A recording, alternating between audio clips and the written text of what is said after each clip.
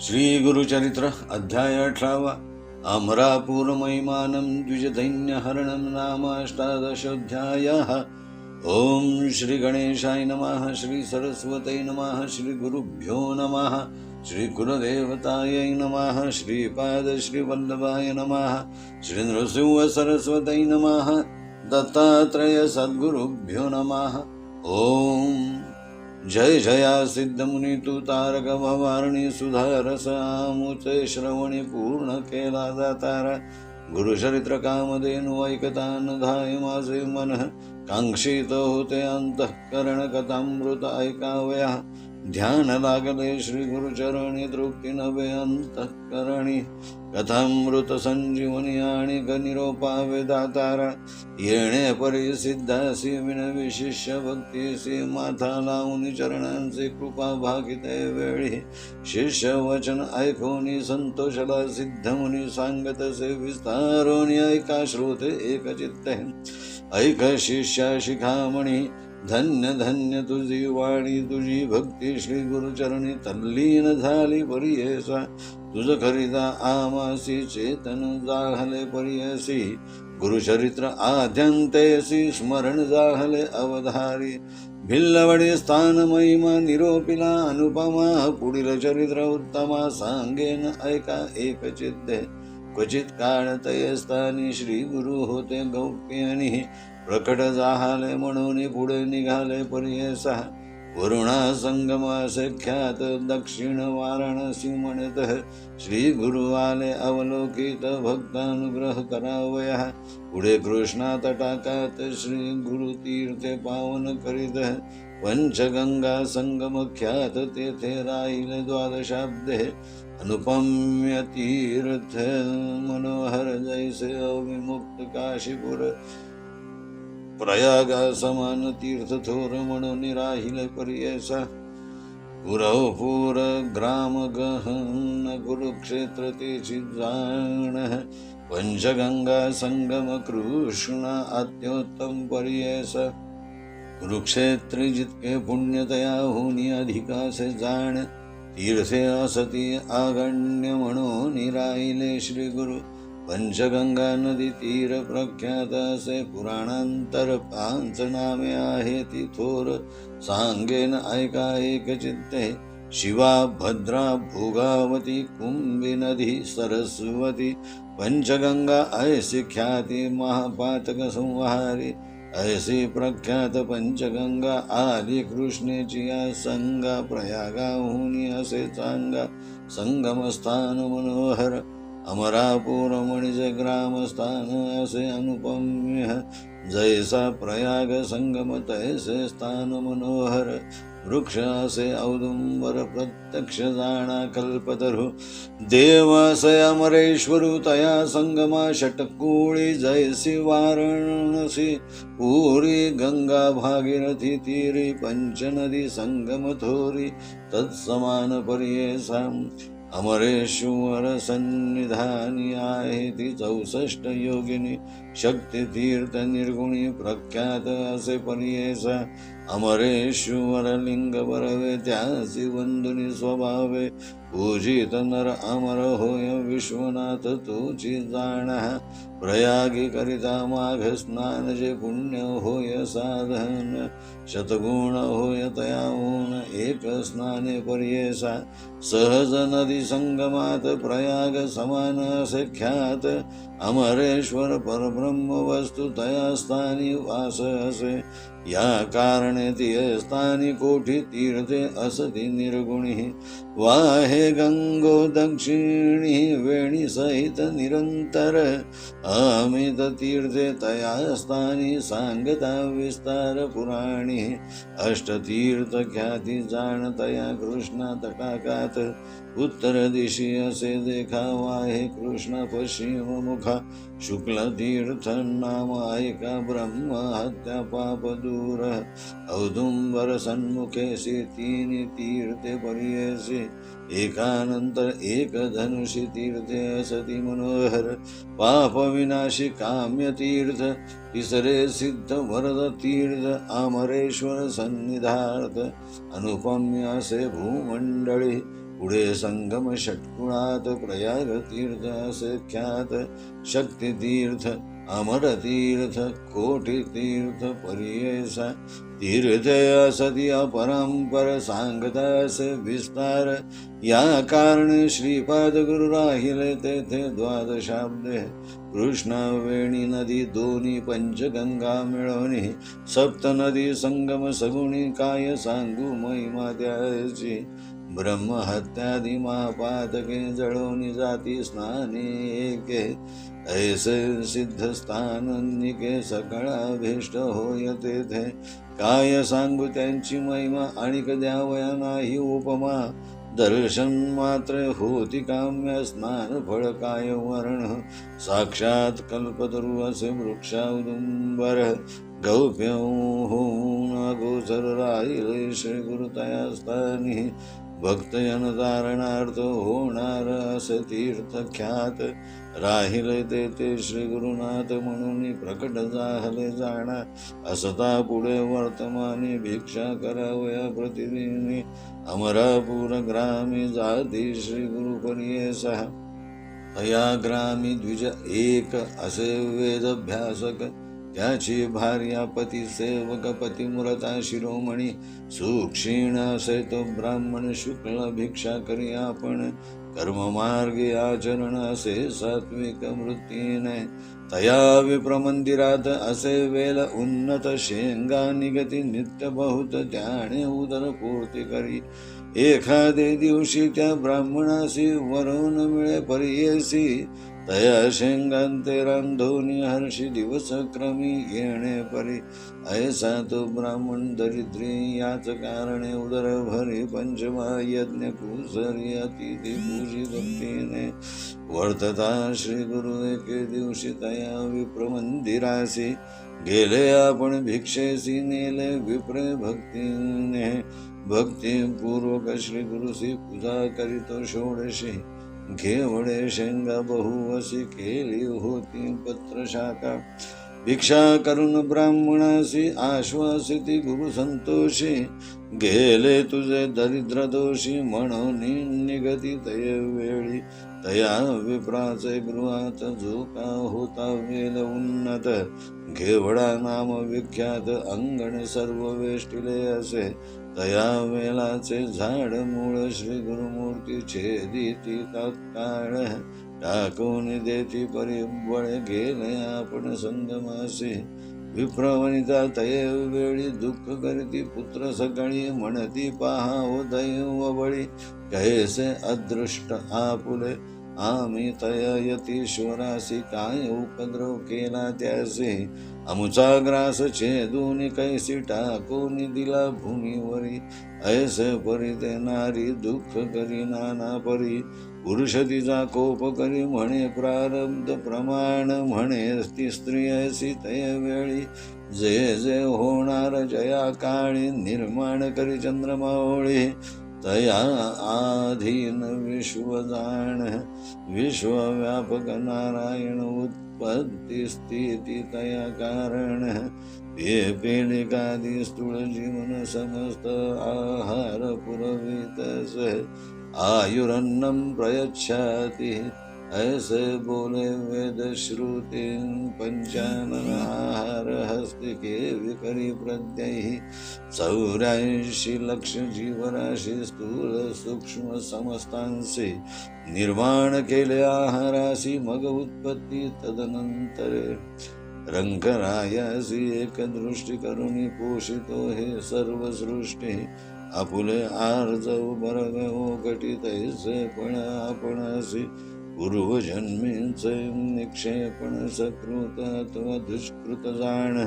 आपुले आपणची भोगणे पुढील्यावर काय बोले.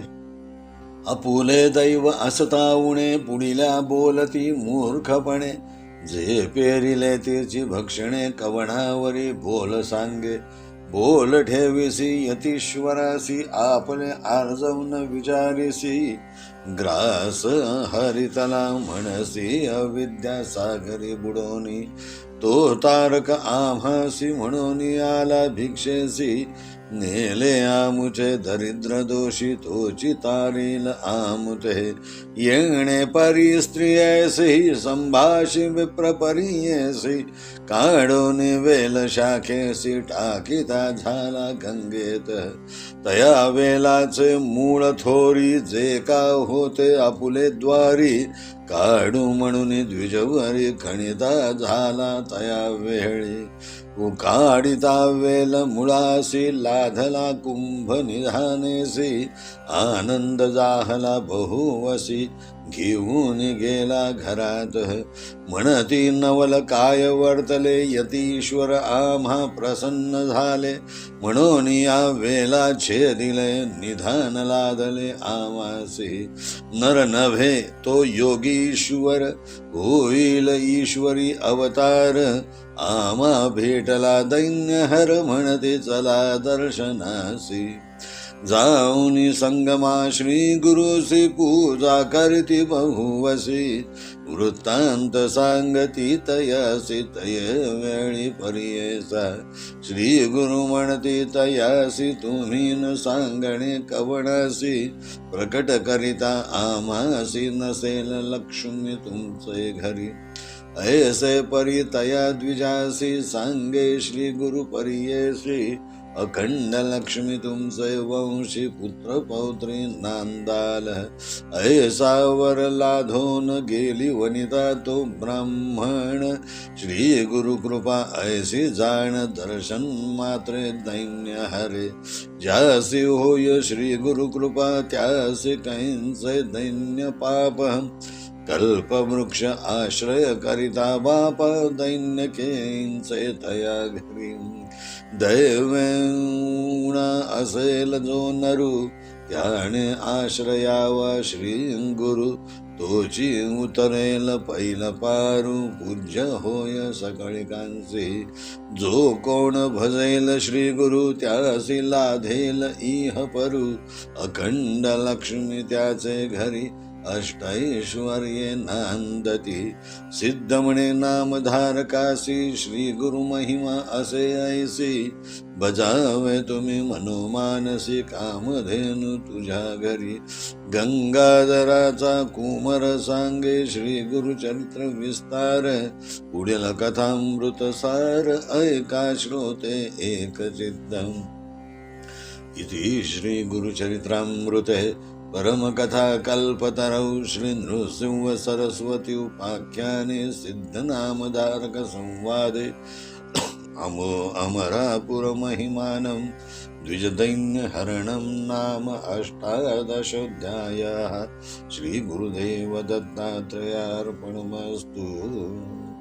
ओम संख्या 73. यथार्थ श्री गुरुचरित्र. अमरापूर महिमा, पंचगंगा संगम महात्म्य, घेवड्याचा वेल द्रव्याचा ठेवा प्राप्ती, द्विजदैन्य हरण नाम अध्याय 18. नामधारक म्हणाला, हे सिद्धमुनिराया तुझा जय जयकार असो. तू या इहलोकात माझा तारक आहेस. मला तुम्ही गुरुचरित्र ऐकवित आहात. माझ्या मनाला फार आल्हाद होत आहे. आतापर्यंत कामधेनु गुरुचरित्र ऐकत आलं तरी माझे मन तृप्त झाले नाही. आणखी गुरूंच्या कथामृतांचा बोध घ्यावा अशी अंतःकरणापासून इच्छा आहे. श्री गुरुचरणी ध्यान लागले आहे. माझे मन अजून अतृप्त आहे. तेव्हा हे गुरुराया मला पुढील कथामृत संजीवनी वर्णन करून सांगावे. अशा प्रकारे तो शिष्य सिद्धमुनींना विनवू लागला. त्यांच्या चरणावर माथा ठेवून नमन केले. त्यांची कृपा अपेक्षित होती. हे शिष्यवचन ऐकून सिद्धमुनींना आनंद झाला. विस्तारून चरित्र सांगू लागले. तेव्हा श्रोते हो, नीट लक्ष देऊन ऐका. हे शिष्य श्रेष्ठा, नीट ऐक. तुझी वाणी धन्य होय. तुझी भक्ती गुरुचरणी तल्लीन झाली आहे. तुझ्यामुळे मला स्फूर्ती आली. तुझ्यामुळेच मला आरंभापासून अखेरपर्यंत गुरुचरित्राचे स्मरण झाले. तुझा भिल्लवाडीचा स्थान महिमा विस्तारून सांगितला आहे. आता हे पुढील कथानक जे उत्तमोत्तम चरित्र आहे ते तुला सांगतो, नीट लक्ष देऊन ऐक. पंचगंगा संगमाचे महात्म्य. औदुंबर क्षेत्री थोडा काळ महाराज अप्रगट स्थितीत होते. प्रगट झाले म्हणून त्यांनी पुढील प्रवास सुरू केला. वारणा संगम प्रसिद्ध आहे, त्यालाच दक्षिण काशी म्हणतात. तेथे महाराज यात्रा करीत करीत भक्तांना अनुग्रह करण्याकरिता येऊन पोहोचले. त्या कृष्णा तटाकात ते तीर्थक्षेत्र पावन करण्यासाठी 12 वर्षे तेथे राहिले. त्या वेळेपासूनच त्या स्थानाला नृसिंहवाडी म्हणण्याचा प्रघात झाला. ते तीर्थ फारच मनोहर आहे. जसे अविमुक्त काशीपूर आहे, जसे प्रयाग तीर्थांचे महात्म्य थोर आहे, तसेच या क्षेत्राचे आहे. म्हणूनच महाराज इथे राहिले. कुरवपूर ग्राम हे कुरुक्षेत्राप्रमाणेच आहे. पंचगंगा संगम त्याहून श्रेष्ठ असून त्यातल्या त्यात कृष्णेचे अग्रगण्य महात्म्य आहे. जितके पुण्य कुरुक्षेत्री लाभते त्याहून कितीतरी जास्त पुण्य तेथे लाभते. म्हणूनच महाराज तेथे वास्तव्य करून राहिले. या पंचगंगा तीराची नावे पुराणात सांगितले आहेत. ती कशी ते नीट लक्ष देऊन ऐक. शिवा, भद्रा, भोगावती, कुंभी नदी आणि सरस्वती अशा त्या पंचगंगांची नावे आहेत. तेथे महापातकांचा संहार होतो. अशी ही प्रख्यात पंचगंगा कृष्णेला बरोबर घेऊन आली. त्यामुळे ते स्थान प्रयागाहून उत्तम झाले आहे. तेथे औदुंबर वृक्ष आहे. तो प्रत्यक्ष कल्पतरूच आहे. त्या संगमावरील षटकुळ नावाच्या तीर्थात अमरेश्वर देव आहे. षटकुळ म्हणजे 6 तीर. संगम पावलेल्या प्रत्येक नदीचे 2 व संगमानंतरचे 2 असे संगमावर 6 तीर अर्थात कुल होतात. जसे काशी क्षेत्रावर गंगा भागीरथी तीरावर पंचनदी संगमाचे महात्म्य आहे, तसेच येथे महत्व प्राप्त झाले आहे. अमरेश्वराजवळ राहणाऱ्या 64 जलदेवता अर्थात योगिनी जलात वास करतात. शक्तितीर्थ हे निर्गुण असून प्रख्यात आहे. अमरेश्वर लिंगाचे पूजन करून वंदन करणारा नर अमर होतो. तो प्रत्यक्ष विश्वनाथच होतो. प्रयाग तीर्थावर माघ स्नान केल्याने जे पुण्य लाभते त्यापेक्षा शतपट या क्षेत्री एकदा स्नान केल्याने प्राप्त होते. या नदी संगमात प्रयागा इतके पुण्य आहे. अमरेश्वर परब्रह्म तेथे वास करतात. म्हणूनच तेथे कोटी तीर्थ निर्गुण आहे. तेथे कृष्णा नदी वेणासह निरंतर वाहत असते. तेथे अनंत तीर्थे आहेत. ते सांगत बसलो तर बराच विस्तार होईल. त्या कृष्णा तटाकात अष्टतीर्थे जागृत आहेत. उत्तर दिशेला कृष्णा पश्चिममुखी होऊन वाहते. एका तीर्थाचे शुक्ल तीर्थ नाम असून तेथे ब्रह्महत्येचे पाप नाश पावते. औदुंबरासमोर 3 तीर्थे आहेत. एका धनुष्याच्या अंतराने मनोहर तीर्थे आहेत. पाप विनाशी काम्य तीर्थ व तिसरे सिद्ध वरद तीर्थ हे अमरेश्वराजवळच असून या भूमंडळात अनुपम्य आहे. पुढे संगम षटकुळात प्रयाग तीर्थ प्रख्यात आहे. तसेच पुढे शक्तितीर्थ, अमरतीर्थ व कोटीतीर्थ आहेत. तशी तीर्थे अपार आहेत. त्यांचे वर्णन करीत बसलो तर बराच विस्तार होईल. म्हणूनच श्रीपाद गुरु अर्थात श्री नृसिंह सरस्वतींनाच श्रीपाद असे नाव बऱ्याच ठिकाणी वापरलेले आहे. तेथे 12 वर्षे राहिले. कृष्णा, वेणा या 2 नद्या व पंचनद्या अशा 7 नद्यांचा संगम जेथे आहे त्याचा महिमा मी किती वर्णन सांगू. ब्रह्महत्यादी महापातके तेथे स्नान केल्याने जळून भस्म होतात, असे हे सिद्ध स्थान आहे. तेथे सकल कामनापूर्ती होते, त्याला उपमा नाही. दर्शनाने कामना पूर्ण होतात, तर स्नान केल्याने काय फळ मिळते हे न सांगणेच योग्य. तेथे साक्षात कल्पवृक्ष औदुंबर आहे. गुप्त वेशात श्री गुरु त्या स्थानी राहिले. नंतर भक्तजनांचे तारण करण्यासाठी त्या तीर्थावर श्री गुरुनाथ प्रगट रूपाने वावरू लागले. घेवड्याचा वेल द्रव्याचा ठेवा प्राप्ती. अमरापूर गावात असताना श्री गुरु महाराज रोज गावात भिक्षा मागावयास जात असत. त्या गावात एक वेदाभ्यास करणारा ब्राह्मण राहत होता. त्याची भार्या पतिसेवक होती, पतिव्रता होती, पतिव्रता शिरोमणी होती. तो ब्राह्मण सात्विक असून अतिशय दरिद्री होता.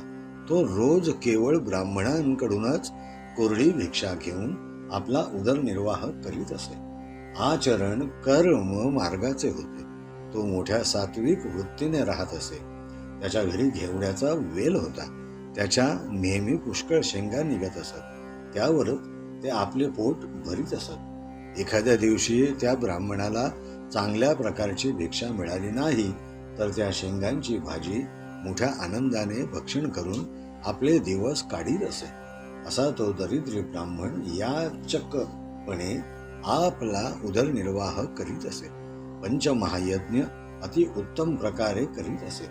अतिथीची मोठ्या आदरभावाने पूजा करीत असे. एके दिवशी गुरु महाराज त्या विप्राच्या घरी भिक्षेसाठी गेले.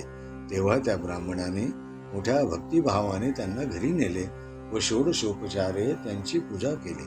घेवड्याच्या शेंगांची त्या दिवशी त्याने भाजी केली होती. भिक्षा घेऊन महाराज अति आनंदित झाले व आशीर्वाद दिला. ते म्हणाले, तुझे दारिद्र्य नष्ट होईल. त्या विप्राच्या घरी जो उंच थोर घेवड्याचा वेल होता त्याने सर्व अंगण वेष्टिले होते. त्या वेलांचे मूळ महाराजांनी तत्काळ कापून काढले व ते संगमावर निघून गेले. तेव्हा त्या विप्र वनितेला फार दुःख झाले. तिच्या मुलाला देखील फार दुःख झाले.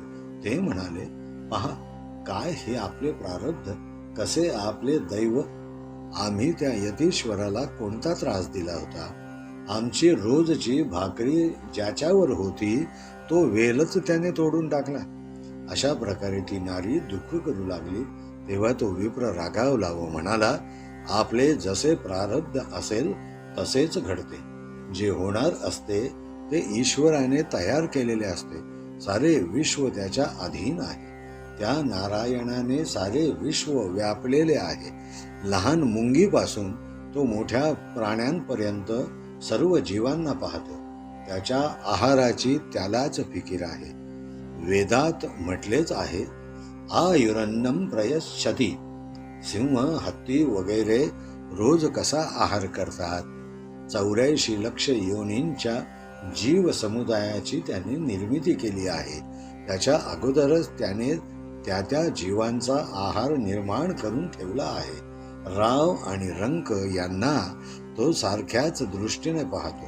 तो कोणात भेदभाव करीत नाही. पूर्वजन्मार्जित कर्म असेल तसे फळ आपल्याला मिळते. चांगले कर्म असेल तर चांगले फळ मिळते व वाईट कर्म असेल तर वाईट फळ मिळते. पूर्वजन्माच्या पाप पुण्याची ठेव आपल्यालाच भोगावी लागते. त्यात दुसऱ्याला दोष देण्यात काही अर्थ नाही. आपले नशीबच खोटे असेल तर दुसऱ्याला दोष देणे म्हणजे मूर्खपणाच होय. जसे पेराल तसे खायला मिळते. दुसऱ्याला बोल ठेवण्यात काही अर्थ नाही. त्या यतीश्वराने आपला ग्रास हिरावून घेतला म्हणून मूर्खाप्रमाणे त्यांना नावे ठेवून राहिलास, तेव्हा स्वतःचे पूर्वजन्मार्जित कर्माचा का विचार करीत नाहीस. तो आमचा तारक आहे म्हणूनच तो आमच्या घरी भिक्षेला आला होता. त्याने आमचे दारिद्र्य हिरावून नेले. तोच आमचे तारण करील. अशा प्रकारे त्याने आपल्या स्त्रीस समजावून सांगितले. तो कापलेला वेल काढून नदीत आणून टाकला. त्या वेलांची मुळे फार खोलवर होती. ती काढून टाकावी म्हणून खोदून काढायला सुरुवात केली. त्या वेलाचे मूळ खोदून काढल्यावर तेथे त्याला द्रव्याचा ठेवा सापडला. त्यावेळी त्याला फार आनंद झाला. तसाच तो ठेवा घेऊन धावत घरात गेला व म्हणाला, पहा काय आश्चर्य आहे. यतीश्वर आमच्यावर प्रसन्न झाले म्हणूनच त्याला त्यांनी कापून काढले व आम्हाला द्रव्याचा ठेवा सापडून दिला. तो नर नव्हे तर योगेश्वर आहे. प्रत्यक्ष ईश्वरी अवतार आहे. आपण त्यांच्या दर्शनाला जाऊ. संगमावर जाऊन त्यांनी महाराजांची पूजा केली व सर्व वृत्तांत कथन केला. हे वृत्त तुम्ही कोणाला सांगू नका. आमची प्रसिद्धी कराल तर लक्ष्मी तुमच्या घरी राहणार नाही. अशा प्रकारे त्या विप्राला सांगून त्यांना आशीर्वाद दिला. म्हणाले, तुझ्या घरी वंशोवंशी लक्ष्मी अखंड वास करेल. तुमच्या घरी पुत्र पौत्र नांदतील. असा वर संपादन करून ती वनिता व तो ब्राह्मण घरी गेले. अशी गुरुकृपा प्राप्त होते. दर्शनाने दैन्य नष्ट होते. ज्यांच्यावर गुरूंची कृपा होते त्यांना दैन्य कसे राहणार? कल्पवृक्ष छायेत राहणाऱ्यांच्या घरी दैन्य कसे राहणार? ज्याला दैवाने साथ दिली नाही त्याने श्री गुरूंचा आश्रय घ्यावा. तोच पैल पार तरुण जाऊ शकतो. सकळ लोका पूज्य होतो. जो श्री गुरूंची सेवा करील त्याला इहलोक तसेच परलोकांचे सुख प्राप्त होईल. त्याच्या घरी लक्ष्मी अखंड वास करेल. अष्टसिद्धी त्याच्या घरी नांदतील. सिद्ध नामधारकाला म्हणाले, असा हा गुरु महिमा आहे. मनापासून त्याची भक्ती करावी म्हणजे सर्व सुख प्राप्त होते. प्रत्यक्ष कामधेनू घरी वास करते. अशा प्रकारे गंगाधराचा कुमार सरस्वती गुरुचरित्र विस्तारून सांगू लागला. पुढील कथामृत नीट लक्ष देऊन ऐक. आता या पुढील कथानकाचे समालोचन आपण पुढील अध्यायात पाहू. इतर अनेक ग्रंथांचा आधार अर्थात संदर्भ घेऊन श्री गुरुचरित्र ग्रंथाचे वाचन व मनन श्री राजलक्ष्मी पब्लिकेशनने श्री गुरुकृपेने भक्त भाविकांसाठी मांडण्याचा प्रयत्न या अध्यायात केलेला आहे. सर्वांचे मनपूर्वक आभार आणि धन्यवाद. इति अध्याय 18. ओम तत्सत.